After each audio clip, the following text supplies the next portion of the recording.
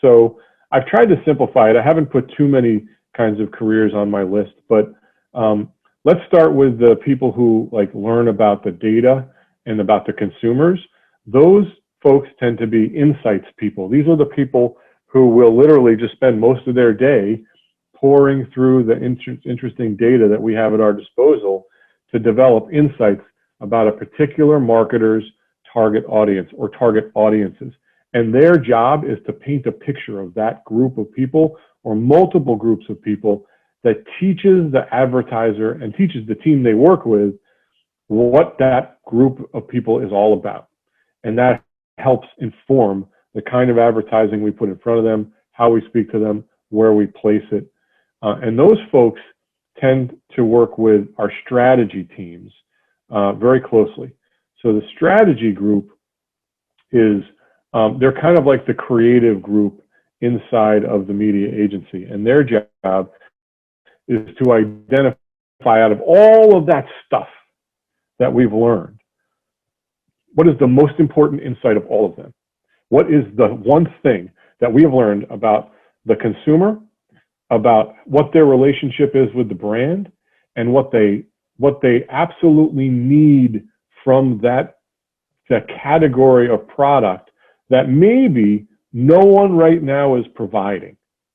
And what they do is they find this window of opportunity. The strategy team articulates, they basically lay out, okay, marketer, like MasterCard, this is what you're going to do and how you're going to present yourself that's going to make you stand out from and have an advantage over American Express and Visa. And that strategy is the thing off of which we build everything else. So the strategy group is a pretty important group. And what's so interesting, they're like the creative people, but they're also like the insights and strategy people together are like the brain of everything we do. We draw from that brain all of the knowledge we need to know about how to build the plan. So that's like they're on the front end of the process, and we start our process with them. Then we go into building, architecting that plan. And there's a group called the planning group or the communications planning group.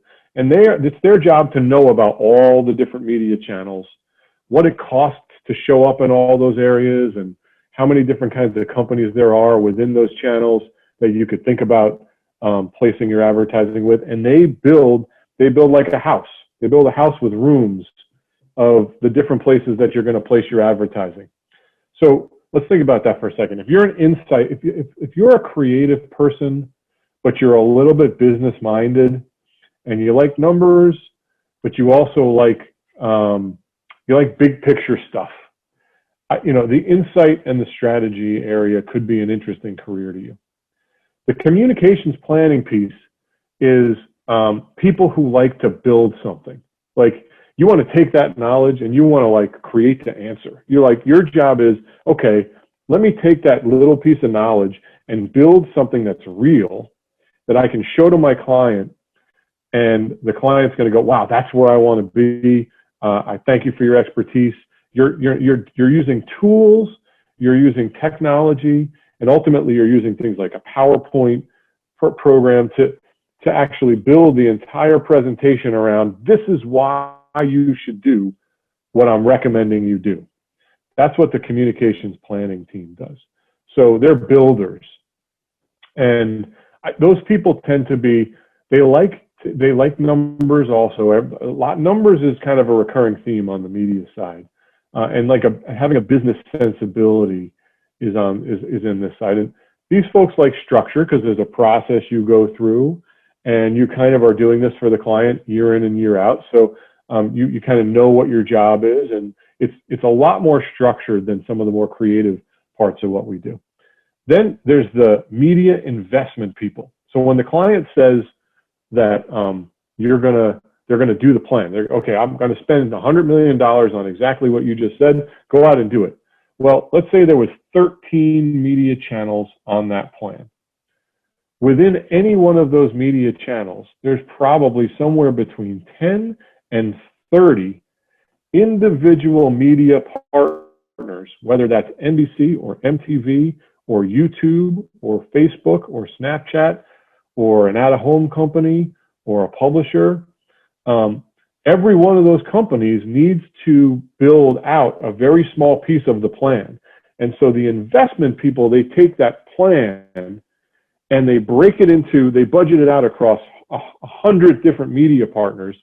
And then they go out and they talk to those media partners, and they have the media partners build out an advertising plan for each one of the media partners. And then they bring all that together and they say, okay, you were going to spend 100 million against 13 media channels. Well, here's how you're going to spend that 100 million against 150 media partners.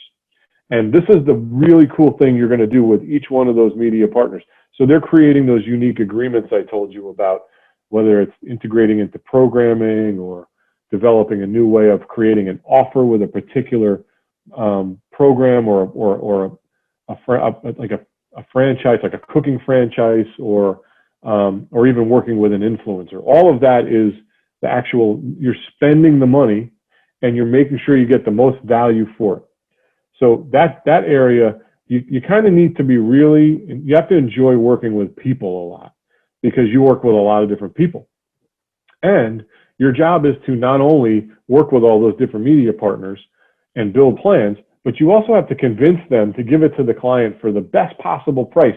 So you're negotiating with them too. You're negotiating the price of what you do to get the biggest number of advertisements or the most audience to see that advertising for the money that you spend. And you're dealing with clients, and you're dealing with your planning department, and you're dealing with all of these media partners. And it's a bit of an external facing job too, whereas the communications planning and the strategy and the insights, they deal with our clients, but then they mostly deal internally. The investment people deal both with clients and the internal people, and also with all of those media partners. So they tend to be more extroverted type individuals. You got to be comfortable with the whole negotiation aspect, and you're, a lot of back and forth, and sometimes those negotiations can get heated. It's a very interesting and dynamic area of the media business. And if you can't tell, that's the area that I was brought up in, which is why I have so much to say about it. And then there are a couple of other areas too. Then there's the performance media folks. This is an entirely new industry that's come up over the last 20 years, where you're not placing the advertising with people. You're placing it through a platform. So when you do business with Google, like in the search area, or if you're trying to create a social campaign with Facebook, or maybe just buying a bunch of digital advertisements across hundreds and thousands of sites, all of that gets done through technology. So these folks, they take the money and they are experts at leveraging data and the technology platforms to get the advertising placed in almost exactly the right front of the right people almost every time, and in front of the right search terms and everything. But it all gets done on your computer screen. There's very little interaction between you and others. You're just doing it all on the screen. So these folks tend to be much more comfortable being on their own and working in these platforms and solving problems mathematically or technologically. You might be on the phone with the help desk or your salesperson at one of those organizations to make sure you're using the technology in the best possible way. But that's it's media investment, but it's media investment through technology. Different kind of a career track. And then the final piece I was going to talk about is the analytics area.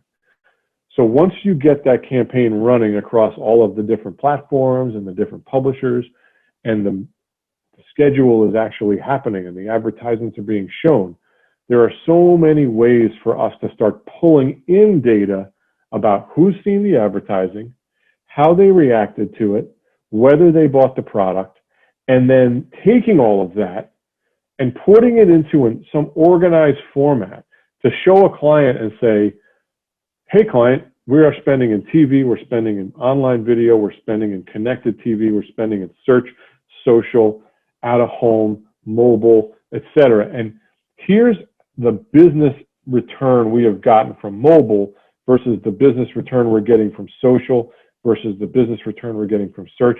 And then they're advising on how we learn which things work the best. And that's when we start to make those changes, like I talked about.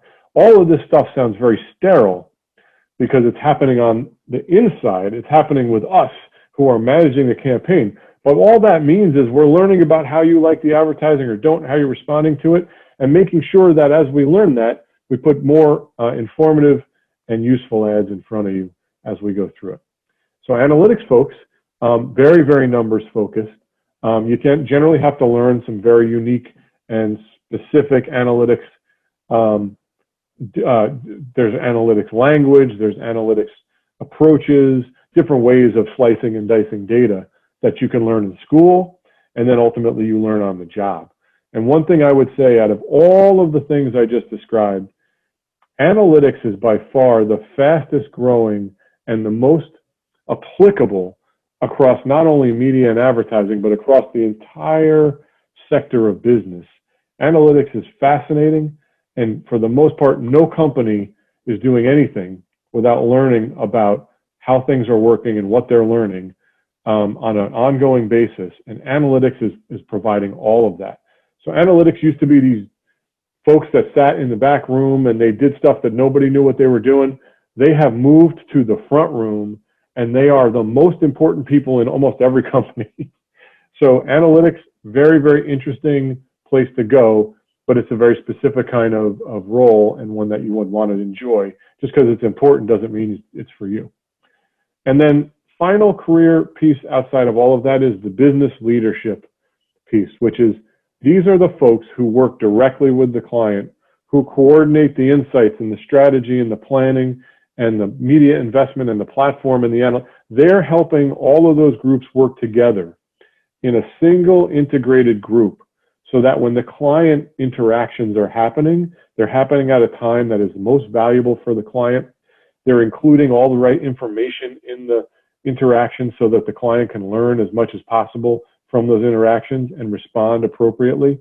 And they're making sure that what we're doing for that client is positioned in the best possible light, so the client sees us as a strategic advisor and a very helpful partner to them. Business leadership is all interpersonal. It's all multifunctional coordination, and it's a leadership role, and also an extremely, extremely important part of the media and advertising business. So those are the kind of different career tracks that are available within a media agency.